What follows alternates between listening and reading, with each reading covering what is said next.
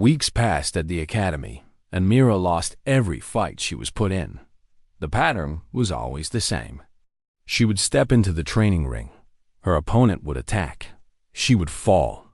The class would laugh. The instructor would shake his head. And Mira would get up, bow to her opponent, and walk away without saying a word. The Karthi students liked to fight her because it was easy. They could throw her across the room with one arm. They could pin her to the ground without even trying. Her bones did not break because they were careful not to break them, but only because killing a fellow student meant paperwork. The Vexen students liked to fight her because it was fast. They could hit her 20 times before she could raise her hands to block. They could dance around her like she was standing still. Her reflexes were so slow compared to theirs that she might as well have been frozen in time. The Dralis students liked to fight her because it proved what they already believed. Humans were nothing. Humans were weak. Humans had somehow stumbled into space without deserving to be there. Myra lost and lost and lost. But she never stopped showing up to class. She never stopped stepping into the ring. She never stopped getting up after she fell. And she never stopped watching. Instructor Velkith noticed it first. He was old, and old warriors notice things that young warriors miss. He noticed that Mira's eyes moved, even when her body could not. He noticed that she studied each opponent before, during, and after every fight. He noticed that she took notes in a language none of them could read. "What are you writing?" he asked her one day after class. "Observations," she said. "What kind of observations?" "Useful ones." Velkith stood over her with his 4 arms crossed. He had killed thousands of enemies in his long life. He had fought in wars that had burned across star systems. He knew what a warrior looked like, and this small human did not look like a warrior. But she did not look like a victim either. "You lose every fight," he said. "You have lost 47 fights in the past 6 weeks. Not a single victory. Not a single draw. Most students would have given up by now." "I am not most students," Myra said. "No," Velkith agreed. "You are not." He watched her for several days after that. He watched her in the classroom. He watched her in the training ring. He watched her walk through the hallways with her small notebook clutched in her hands. And slowly, he began to see what she was really doing. She never made the same mistake twice. In her first fight against the Korathi, she had tried to block a strike and been thrown across the room. In her second fight, she did not try to block. She moved. She moved wrong, and she still lost, but she learned something. By her 5th fight against the Korathi, she knew exactly how they attacked. She knew their patterns. She knew their weaknesses. She still lost. But she lost in ways that taught her things. The same was true with every species. She fought the Vexen and learned how they moved. She fought the Dralith and learned how they used their 4 arms. She fought every type of student the Academy had, and each time she lost, she wrote something in her notebook. She was not fighting to win. She was fighting to learn. Velkith found this interesting, but he did not understand why she was doing it. Learning how an enemy fought was useful, but only if you could do something with that knowledge. Mira could not move fast enough to use what she learned. She could not hit hard enough to exploit the weaknesses she found. So what was she planning? Meanwhile, the other students grew tired of mocking her. Mockery was only fun when the victim reacted, and Myra never reacted. She took their insults in silence. She took their accidental injuries in silence. She healed slowly, the way humans did, and she never complained. This made Dexrol angry. He did not understand why she would not fight back. He did not understand why she would not run away. He did not understand why she stayed at an academy where everyone hated her. "You are nothing," he told her one day. "Your species is nothing. You are prey animals who learn to make tools. That is all you are." Myra looked up at him with those strange, calm eyes. "Yes," she said, "We are." Something about her answer bothered Dexrow. He had expected her to argue. He had expected her to defend her species. But she had agreed with him, and somehow that agreement felt like a trap he could not see. He walked away feeling like he had lost something, even though he had won nothing. The weeks continued to pass. Myra continued to lose fights. She also continued to spend her nights in the Academy's archives, studying things that had nothing to do with combat. She studied the physics of force and motion. She studied the engineering of structures and buildings. She studied the biology of every species at the Academy. The archive librarian, an ancient creature with no name anyone could pronounce, noticed her habits. "You do not study combat," the librarian said. "Combat is simple," Myra replied. "Two beings try to hurt each other. The stronger one wins. I'm not the stronger one." "Then what are you studying?" Myra smiled her small smile. "Everything else." She requested access to restricted files, construction plans, maintenance records, the technical specifications of the arena where students demonstrated their skills. The librarian gave her access because no one had ever asked for such boring things before. Mira read every file. She memorized every detail. She calculated stress points and weak spots and resonance frequencies. She learned exactly how much force it would take to break things that were not supposed to break at night. She ran simulations on her personal computer. She modeled the arena in 3 dimensions. She tested different scenarios, different approaches, different ways to use physics instead of strength. Her classmates thought she was weak. Her instructors thought she was hopeless. Everyone at the Academy believed she was just a small, fragile human who had no business being there. They were wrong. Myra-chan was not fighting the same war they were fighting. She was not trying to become stronger or faster or tougher. She knew she could never match a Korathi in strength or a Vexen in speed. So she was not trying to match them at all. She was preparing to change the rules. Humans had always done this. When they could not outrun predators, they invented spears. When they could not survive the cold, they invented fire. When they could not fly, they invented machines that could. Humans did not adapt to the world. They made the world adapt to them. Myra was going to do the same thing to the Academy. She just needed time. Time to learn. Time to plan. Time to wait for the perfect moment. And humans were very, very good at waiting. 6 weeks turned into 8. 8 turned into 10. Myra kept losing fights. She kept taking notes. She kept studying her strange books about physics and engineering. Her classmates forgot to mock her because she had become invisible to them. She was just a weak human who lost every fight. She was not worth thinking about. That was exactly what Mira wanted. The announcement came on a cold morning when the orange sky was dark with clouds. The Academy would hold its centennial grand exhibition in 2 months. Every student would compete. Every species would watch. Victory would bring glory and power. Mira heard the announcement and felt her heart beat faster. 2 months. That was enough time. She went back to her room and opened her notebook. She looked at all the data she had collected. She looked at all the weaknesses she had found. She looked at her plans and simulations and calculations. Then she began to prepare for war. Not the war her classmates expected. Not a war of strength against strength. A different kind of war. A human kind of war, the kind of war that changed everything.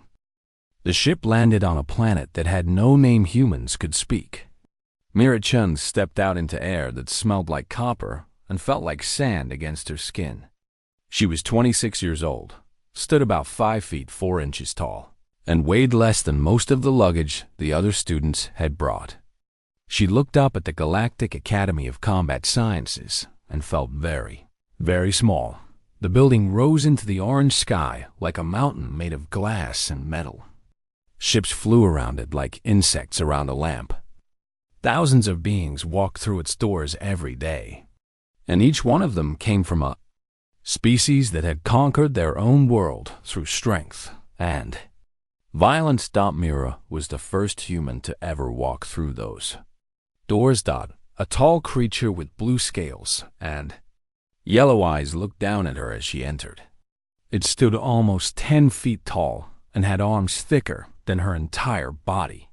Its name was Dexrau, and it was a Korathi, one of the most feared warrior species in the known galaxy. "This is the human?" Dexrau said to another student nearby. "I thought they would send a soldier. This looks like food." The other student laughed. It was a Vexen, a creature that looked like liquid silver had learned to walk. Its body shifted and changed as it moved, never holding one shape for long. "Perhaps the humans have no soldiers," the Vexen said. "Perhaps they only have this." Myra said nothing. She walked past them toward the registration desk, her small bag over her shoulder. She had learned long ago that words were weapons too, and she was not ready to use hers yet. The Academy accepted students from across the galaxy. Each species sent their best warriors, their strongest fighters, their most promising killers. The Korathi sent those with the hardest scales. The Vexen sent those with the fastest reflexes. The Dralith, a species with 4 arms and bones like iron, sent those who could crush stone with their bare hands. Earth sent Mira Chun, a woman who had never won a fight in her life. The registration officer was a Dralith. He looked at Myra's file and then looked at her. He looked at the file again. He made a sound that might have been laughter or might have been pity. "Your strength score is 0.3 on the Universal Combat Index," he said. "That is the lowest score in Academy history. The previous lowest was 2.1, and that student died in his first week." "I understand," Mira said. "Your speed is negligible. Your natural armor is non-existent. Your reflexes are barely above baseline for a thinking creature." The officer leaned forward on his 4 arms. "Why are you here, human?" "Earth has a seat at the galactic table now," Mira said. "Someone had to fill it. Someone else could have filled it. Someone bigger, stronger." Myra smiled. It was a small smile, the kind that did not reach her eyes. There was no one else. "Humans are all like me. Some are taller, some are shorter. But none of us have scales or 4 arms, or forearms. This is what humanity looks like." The officer stared at her for a long moment. Then he stamped her file and handed her a room assignment. "The medical staff has already prepared your body return paperwork," he said. "When you die, we will send you home in whatever pieces remain." "That is very kind," Myra said. "Thank you." She walked to her room through hallways filled with creatures that could kill her in seconds. A Korathi could crush her skull with one hand. A Vexen could move so fast she would never see the blow coming. A Dralith could tear her apart with 4 arms, working together like a machine designed for death. She passed them all without looking afraid. She had learned to hide fear a long time ago. Her room was small and bare. A bed, a desk, a window that looked out at the orange sky. She set down her bag and stood at the window for a long time, watching ships fly past, watching creatures walk below, watching a universe that had no place for something as weak as her. Then she sat down at her desk and opened her bag. Inside were books, not combat manuals or weapon guides, but textbooks, physics, engineering, biology, the structural specifications of every material used in Academy construction. She began to read. The first day of classes came like a storm. Mira sat in a room with 50 other students, each one larger and stronger and faster than her.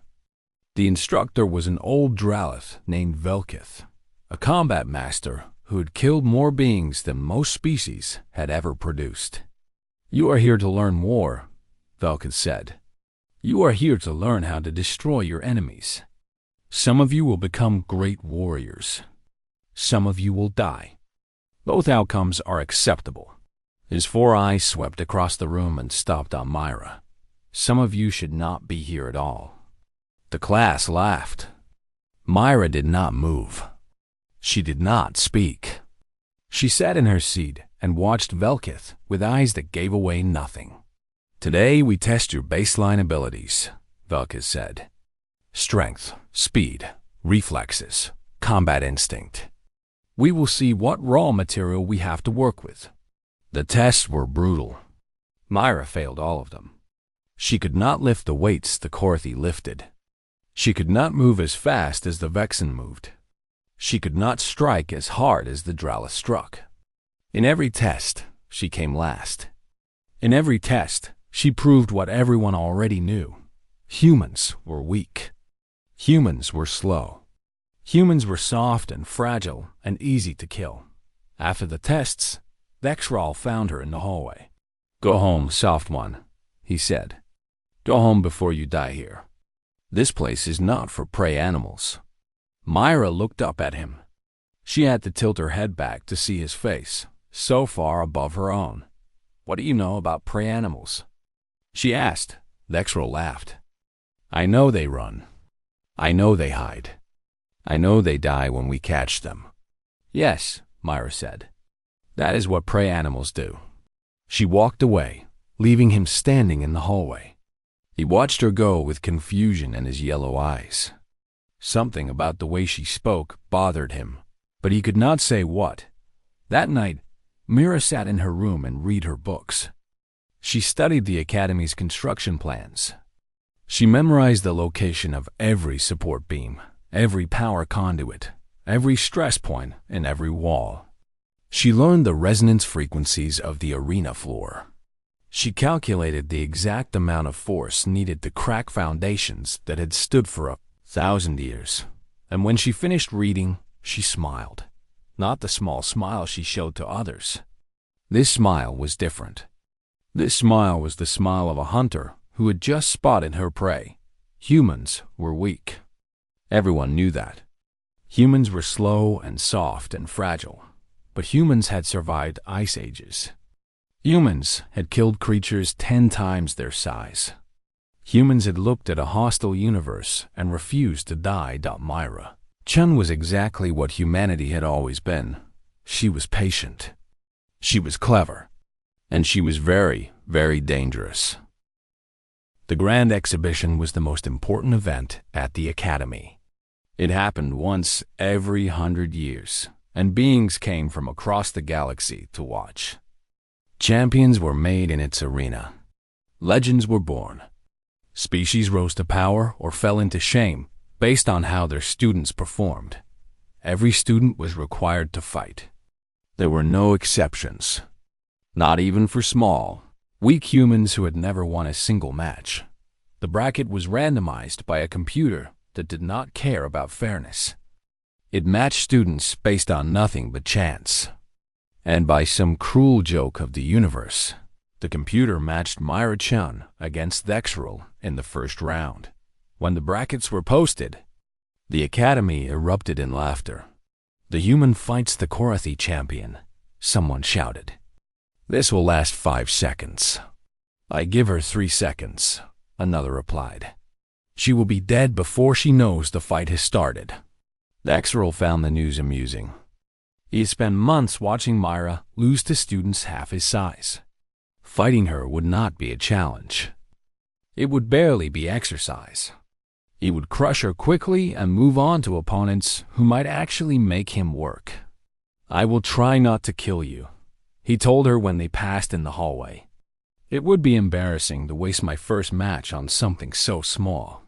Mira looked up at him. Her expression did not change.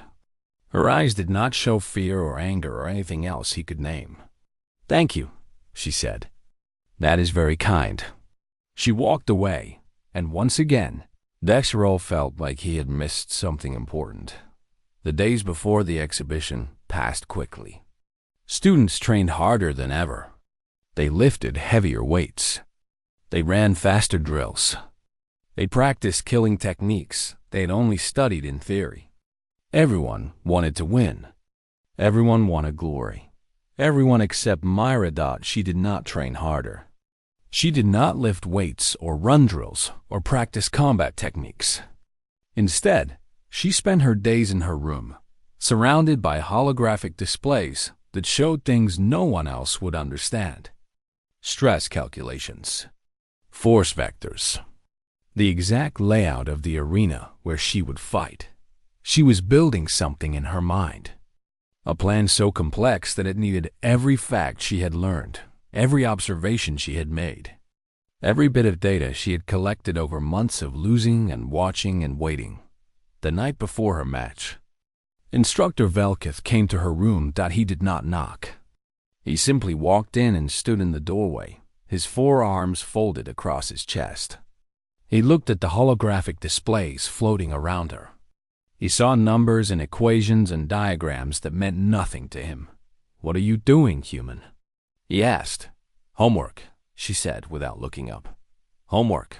He made a sound that might have been a laugh. "You fight Dexral tomorrow. He is the strongest Korathi student in a generation. His scales can stop blaster fire. His claws can cut through starship hulls. And you are doing homework." "Yes," Myra agreed. Velkith stepped closer. He looked at the displays more carefully. He saw the arena layout. He saw stress points marked in red. He saw calculations he did not understand.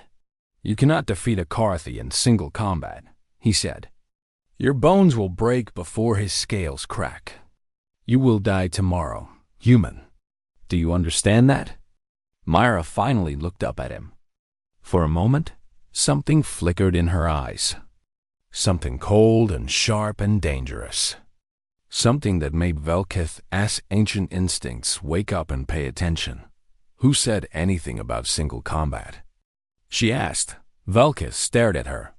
He had fought 1,000 enemies. He had seen 1,000 different kinds of warriors. But he had never seen anyone look at him the way this small human was looking at him now. She was not afraid. She was not desperate. She was not hoping for luck or mercy or a miracle. She was certain. "What are you planning?" he asked. "Something human," she replied. She turned back to her displays, and Velkith understood that the conversation was over. He left her room slowly, feeling something he had not felt in decades. He could not name the feeling at first. It took him hours of thought before he recognized it. It was unease. It was the feeling a predator gets when it realizes it might not be the most dangerous thing in the room. The morning of the match arrived like any other morning. The orange sky was clear. Ships flew past the Academy's towers. Students prepared for glory or shame. And 50,000 beings filled the arena to watch. The arena was massive. It was built to hold the largest species in the galaxy. Its walls were made of materials strong enough to stop starship weapons. Its floor was reinforced to handle the weight of giants. It had stood for 1,000 years and would stand for 1,000 more. At least. That was what everyone believed. Mira walked through the tunnels beneath the arena. She could hear the crowd above her, a roar of voices speaking 100 different languages. She could feel the vibration of their excitement through the floor. 50,000 beings had come to watch her die. She was not going to die. Earth's delegation sat in a small section of the stands. There were only 3 of them, 2 diplomats and 1 military observer. They looked nervous. They had seen Myra's record. They knew what was about to happen. Or they thought they knew. The odds had been calculated by computers that analyzed every fight in Academy history. Dexral was given odds of 1 to 1. He was expected to win easily. Mira was given odds of 1 to 47,000. No one had ever been given worse odds. No one had ever been expected to lose more completely. The crowd cheered when Dexral entered the arena. He was magnificent. 10 feet tall, covered in scales that shimmered like blue diamonds, with claws that could tear through metal and teeth that could crush bone. He raised his arms and roared, and the crowd roared back. Then Mira entered, and the crowd went silent. She looked so small. She looked so fragile. She wore no armor, just the standard Academy combat suit that would protect her from nothing. She carried no weapons, because what weapon could hurt a Korathi? She walked to her starting position and stood there, calm and still, like she was waiting for a bus instead of a fight to the death. Vexrol laughed. The sound echoed through the arena like thunder. "I will make this quick, soft one," he called out. "Consider it mercy." Myra said nothing. She just watched him with those strange, patient eyes. The announcer's voice boomed through the arena. Match 1 of the Grand Exhibition. Vexrol of Korath versus Myra Chun of Earth. Fighters ready. Vexrol dropped into a combat stance. His claws extended. His muscles tensed. He was ready to charge, ready to kill, ready to prove what everyone already knew. Myra did not take a combat stance. She just stood there, waiting. Begin. The match started. History was about to change, and somewhere in the stands, watching through electronic eyes, the military observer from Earth leaned forward in his seat. He had read Myra's file, the real file, the one that was not shared with the Academy, the one that explained why Earth had sent this particular human to this particular place. She was not just a representative. She was not just filling a seat at the galactic table. She was a message, and the galaxy was about to receive it. Vexrol charged the moment the match began. He moved fast for something so large, crossing the arena floor like a blue storm. His claws were out. His teeth were bared. He expected to catch Myra in the first second and end the fight, before it really started. But Myra was not where he expected her to be. She moved. Not fast, not by galactic standards, but she moved in a direction that made no sense. She did not run away from him. She did not try to dodge to the side. She ran toward a specific spot on the arena floor, a spot that looked no different from any other spot. Vexrol adjusted his charge. He would catch her anyway. A human could not outrun a Korathi, no matter which direction she moved. Myra reached her spot. She dropped to one knee. She pressed something against the floor, something small that she had hidden in her hand. Then she pushed off and rolled to the side, moving toward another spot, then another. The crowd watched in confusion. What was she doing? Why was she touching the floor? Was she trying to surrender? Was she praying to some human god? Vexrol caught her on her fourth spot. His claw raked across her side, cutting through her suit and into her flesh. Blood sprayed across the arena floor. Human blood. Red and warm and real. The crowd cheered. Finally, the entertainment they had come for.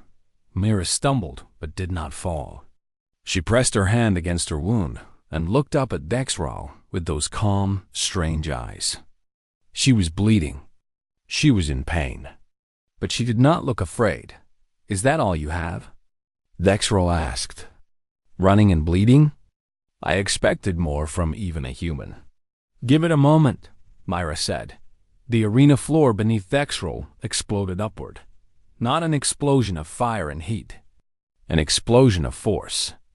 The floor plates that Myra had touched contained small devices, each one built from standard Academy materials, each one designed to disrupt the systems hidden beneath the arena surface. The artificial gravity generators that kept the arena stable. The power conduits that ran through the foundation. The structural supports that held everything together. Myra had spent months learning exactly how the arena worked. She had studied every blueprint, every maintenance record, every technical specification. She knew where every system connected to every other system. She knew which points were strong and which points were weak, and she knew exactly how to make the strong points become weak. Vexrol staggered as the floor shifted beneath him. Gravity fluctuated wildly. 1 second he weighed his normal weight. The next second, he weighed twice as much. The next second, he weighed almost nothing. His body, evolved for stable gravity, could not adapt fast enough. What is this? He roared. Mira was moving again, but now she moved differently. She moved through the chaos like she had been born in it. She had trained for this. She had practiced moving through shifting gravity in her room, using the settings on her personal gravity plate. She had spent hours learning to keep her balance. When the universe tried to throw her off, humans did not have natural armor or claws or super speed. But humans were adaptable. Humans could learn to survive in any environment. It was the only reason they were still alive. This is what humans do, Mira said. Her voice was calm despite the blood running down her side. We do not fight our enemies directly. We change the environment until our enemies cannot survive in it. She touched another spot on the floor. Another device activated. The arena's walls began to crack. The crowd gasped. This was impossible. The arena walls had stood for 1,000 years. They were built to withstand starship weapons. They could not be damaged by a single small human with no weapons. But Myra did not need weapons. She had physics. Every structure had weak points. Every material had resonance frequencies. Every system could be disrupted if you knew exactly where to apply pressure. Myra knew. She had spent months learning. And now she was using that knowledge to tear apart the most famous arena in the galaxy. Stop her? Someone in the crowd screamed, but the officials did not stop the match. They could not. Myra had broken no rules. Her devices were built from standard Academy materials. She had not brought weapons into the arena. She had simply understood the battlefield better than anyone thought possible. Dexrol finally found his balance. He was a Korathi warrior, the product of millions of years of evolution. He would not be defeated by some trick of gravity. He charged at Myra again, slower this time but still dangerous. Myra did not run. She stood in the center of the chaos she had created and faced him. You cannot beat me with tricks, Dexrol growled. I will adapt. I will catch you. I will tear you apart. Maybe, Myra said. But look around you. Dexrol looked. The arena floor was cracking. The walls were groaning. The gravity was still shifting in waves. Support beams that had held for centuries were beginning to bend. I am not trying to beat you, Myra said. I am trying to beat the arena. Dexrol's yellow eyes went wide. For the first time, he understood what he was facing. This was not a fight between two warriors. This was not a contest of strength against strength. This was something else entirely. This was a human doing what humans had always done. When humans could not kill mammoths with their bare hands, they invented spears. When they could not outrun predators, they invented traps. When they could not survive winter, they invented fire and shelter and clothing. Humans did not fight the world on its terms. They changed the terms until the world had no choice but to surrender. Myra was changing the terms right now. We did this to ice ages, she continued. We did this to predators 10 times our size. We did this to every challenge our planet threw at us. We did not get faster or stronger or tougher. We got smarter. We learned to use everything around us as a weapon. She raised her hand. More devices activated. The arena shook like a living thing in pain. Your species evolved on a peaceful world, Myra said. Your planet gave you everything you needed. Food was easy to find. The climate was gentle. Predators were rare. You evolved to be strong because strength was enough. The crowd was screaming now. Some were trying to leave. Others were frozen in their seats, unable to look away from the impossible thing happening before their eyes. My species evolved on a death world, Myra said. Everything on Earth wanted to kill us. The weather wanted to kill us. The animals wanted to kill us. The diseases wanted to kill us. Even the plants wanted to kill us. We survived because we refused to die. We survived because we learned to make the universe itself into a weapon. A support beam crashed down behind Dexroll. He leaped aside, barely avoiding it. His scales could stop blaster fire, but they could not stop tons of metal falling from above. This is what humanity brought to the stars, Myra said. Not strength, not speed, not natural weapons. We brought the thing that made us survive when we should have died 1,000,000 times. We brought adaptation. We brought persistence. We brought the absolute refusal to accept defeat. She touched one more spot on the floor. We brought defiance. The arena walls cracked from top to bottom. The sound was like thunder, like the roar of a dying giant. 50,000 beings watched as the most famous structure in the galaxy began to fall. And in the center of it all, small and bloody and utterly unafraid, Mara-chan stood facing the Korathi warrior who was finally beginning to understand what he was really up against. Not a weak human who had stumbled into space, a representative of the species that had conquered its own death world through nothing but intelligence and will. Dexroll looked at the destruction around him. He looked at the small creature who had caused it. And for the first time in his life, he felt something he had never felt before. He felt fear. The arena walls were falling, and Mira-chan stood at the center of the destruction like she had planned for this moment her entire life. Which she had. Emergency systems activated throughout the arena. Force fields tried to form around the crowd to protect them. But Mira had planned for that, too. Her first devices had fried the emitters in the combat zone. Inside the ring, there were no safety systems. There was only physics chaos, and two beings facing each other across a battlefield that was tearing itself apart. The crowd was evacuating now. 50,000 beings pushed toward exits, screaming in languages Myra did not understand. Officials shouted orders that no one followed. The impossible was happening, and no one knew how to stop it, but Myra knew exactly what was happening. She had calculated every falling beam, every cracking wall, every shifting piece of debris. She knew where it was safe to stand and where it was not.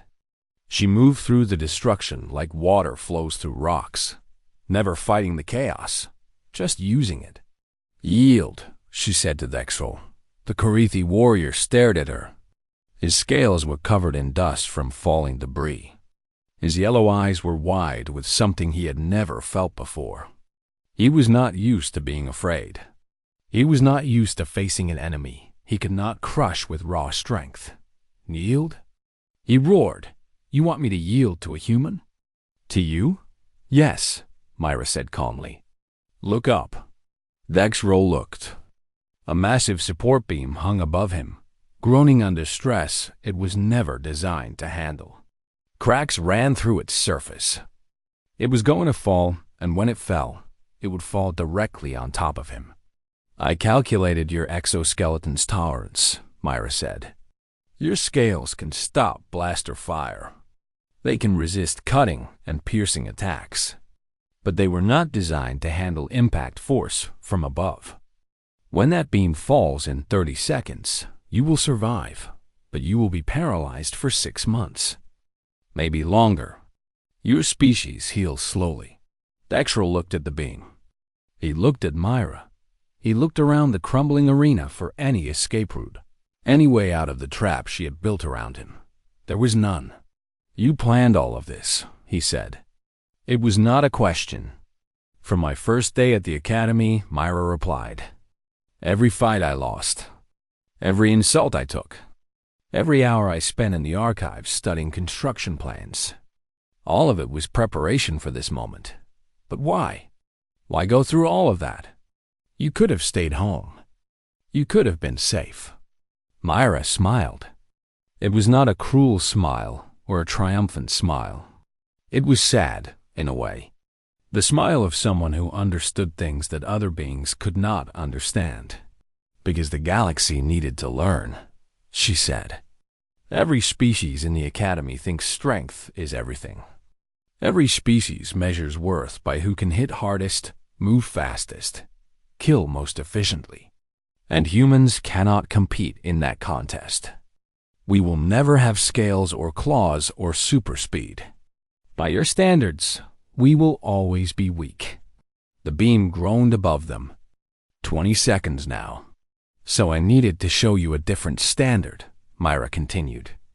I needed to show you that strength is not the only thing that matters. Intelligence matters. Preparation matters. The willingness to think differently, to change the rules, to refuse the terms of a contest you cannot win. These things matter too. 15 seconds. If I had fought you directly, I would have lost in seconds. Everyone would have laughed. Everyone would have confirmed what they already believed about humans. We would have been dismissed as weak, as prey animals who did not deserve a place at the galactic table. 10 seconds. But if I brought down your arena? If I showed you that a single weak human could destroy something your species built over 1,000 years, then maybe you would start to think differently. Maybe you would realize that humans are not weak. We are just strong in ways you do not understand yet. 5 seconds. Yield, Myra said one more time. You are not my enemy, Thexrol. You never were. My enemy was the idea that strength is all that matters. And I think I have defeated that enemy today. The beam began to fall. Thexrol made his choice in the final second. He dropped to his knees. He placed his claws on the ground. He lowered his massive head in the Korethi gesture of surrender. I yield, he said. Myra moved.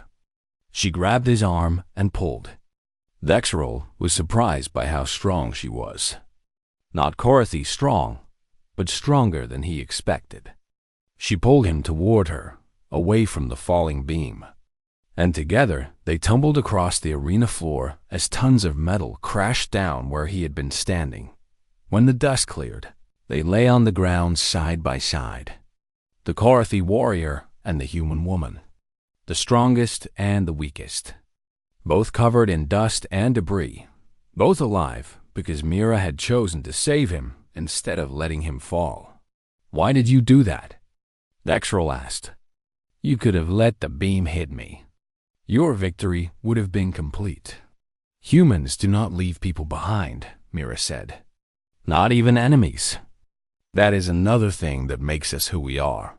She stood up slowly, clutching her wounded side. Blood still flowed from the cut Thexrol had given her. She was in pain. She was exhausted. But she was still standing, and around her, the arena walls finished their collapse. They fell outward, away from the crowd, exactly as Myra had designed. She had not wanted to hurt anyone. She had just wanted to make a point. And the point had been made in a way that no one in the galaxy would ever forget. The silence that followed was enormous.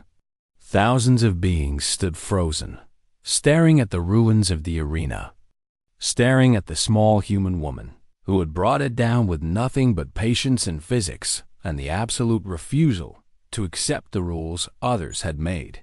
Then, slowly, the silence broke. Not with anger or fear, but with something else. Something that sounded almost like respect.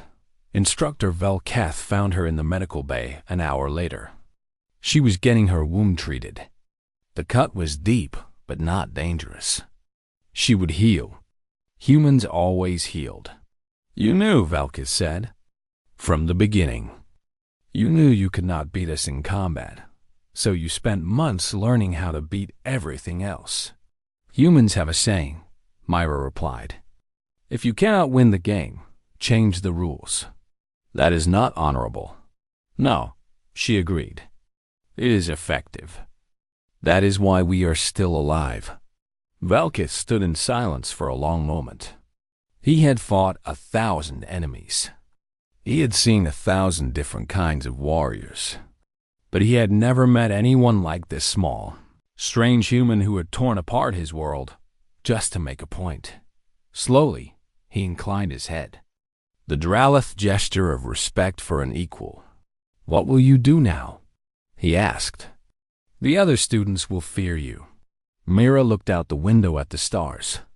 The vast, hostile universe stretched out before her. The same universe that had tried to kill her species since they first crawled out of the mud. The same universe that humans had conquered anyway, step by step, planet by planet, star by star. "Good," she said. "Fear keeps things alive." The Academy's governing council met the next day. They did not know what to do with Myra-chan. She had technically broken no rules. Every device she had used was made from standard materials. She had simply understood the battlefield better than anyone thought possible. In the end, they declared the match a victory for humanity. Not because Myra had beaten Dexroll in combat. She had not. By traditional standards, she had lost. He had wounded her while she had never touched him. But she had achieved something far more important than a simple victory. She had changed how the galaxy saw her species. Humans were not weak. They had never been weak. They were just different. They fought different wars. They won in different ways. And when the galaxy finally understood that, everything would change. Years later, when historians wrote about humanity's rise in galactic politics, they would trace it back to that day. Not to wars won or treaties signed, but to a small woman standing in the ruins of an arena she had brought down with nothing but patience, physics, and the absolute refusal to accept defeat. The galaxy learned something important that day. Humans were not weak because they lacked natural weapons. They were dangerous precisely because they had never had them. And somewhere in the rebuilt academy, in a display case that held the artifacts of the most important moments in galactic history, they placed a small device. The first device Myra had planted on the arena floor. A reminder of the day a human taught the galaxy that strength was not the only thing that it mattered. Persistence mattered. Adaptation mattered. Defiance mattered. And humans had all three in abundance. The stars were full of dangers. The universe was vast and hostile and unforgiving. But humans had faced worse. They had survived ice ages and predators and diseases and 1,000 other things that should have killed them. They had looked at an impossible universe and said one simple word, no. They would not die. They would not give up. They would not accept the rules others tried to force on them. They would survive. They would adapt. They would overcome, because that was what humans did. That was what humans had always done. And now the galaxy knew it too.